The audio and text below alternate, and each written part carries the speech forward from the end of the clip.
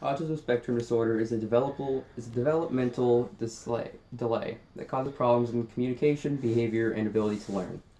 There are also social issues and sensory issues, including not being able to tolerate rough clothing. I was diagnosed with Asperger's syndrome when I was 5. I had problems making friends, saying a few letter sounds, making eye contact, and having empathy. I also had sensory issues and hated bright lights, being in the dark, being in crowds, and with loud noises.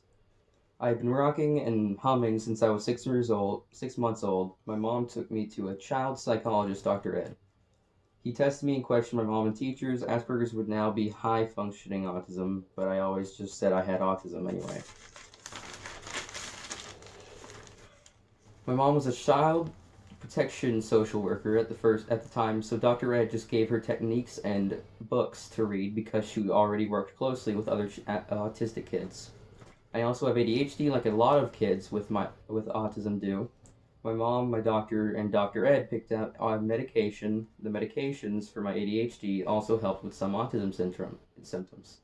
But I would still rock when I was nervous. Sometimes I still do. I was lucky to have a mom that had been my therapist 24 hours a day. I didn't sleep much, and I still don't, so I would go in my parents' room at 2 a.m. if I needed my mom. My mom taught me coping skills, how to make friends, and how to have empathy. My kindergarten teacher and Mrs. Scaff have helped me with these things too. Also, being in Cub Scout helped me.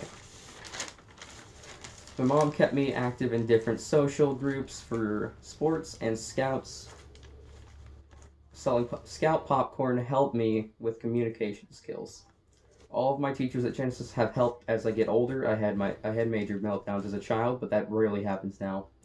I'm having more issues with what my mom calls processing speed. I just know I can't think as fast as I once could, and I can't remember things as well as either.